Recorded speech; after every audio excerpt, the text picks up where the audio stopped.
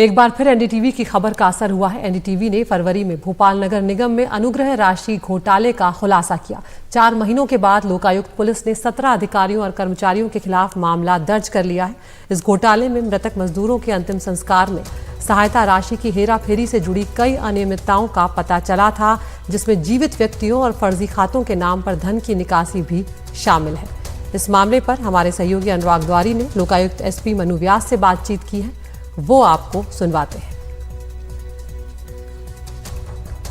कुछ दिनों पहले एनडीटीवी ने एक खुलासा किया था कि कैसे मध्य प्रदेश की राजधानी भोपाल में संबल योजना के तहत मृतकों के नाम पर पैसे का बंदरबाट हो गया, लेकिन वो कभी मृतक थे ही नहीं, वो जिंदा थे। और ऐसे कई लोगों को हमने ढूंढ निकाला।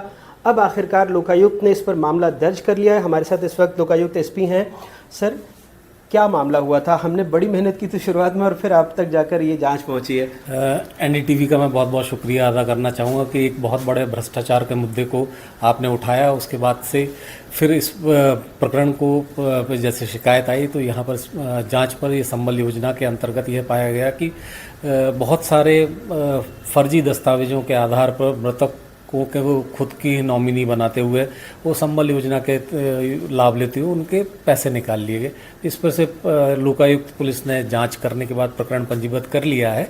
17 जैडो और वार्ड अधिकारियों के अगेंस्ट में मुकदमे दर्ज हुए हैं और विवेचना की जा रही है। सर, जैसे उस वक्त हमने मोहम्मद कमर को ढूंढ निकाला, एक महिला थी चांदबड़ में, उनको ढूंढ निकाला, काफ़ी नाराज़ भी, वो भी उनके लिए बड़ा शॉकिंग था कि हम कैसे मृतक हो गए, हम तो जिंदा हैं। तो क्या वो लोग भी आए थे, उनके भी बयान वगैरह हुए हैं? इन सभी को नोटिस दिए गए हैं। अभी विवेचना में सभी से कथन लिए जाएंगे और सबके वेयर अबाउट्स देखे जाएंगे और साथ ही मनी ट्रेल हम लोग देख रहे हैं कि किन किन हितग्राहियों के खाते में पैसे गए और किसका क्या रोल है, तो वो सब चीज़ों का सर्टन किया। सर, हमारी जांच में एक बात सामने आई थी कि जो जेडो हैं उनके तो ये पावर्स में नहीं था कि ये पैसे दे पाएँ, तो ये कैसे हुआ? क्या उनको ऊपर से किसी ने डेलीगेट किया था कि आप ये पैसे दे सकते हैं, क्योंकि उनके हस्ताक्षर से वो संभव नहीं था नियमतः?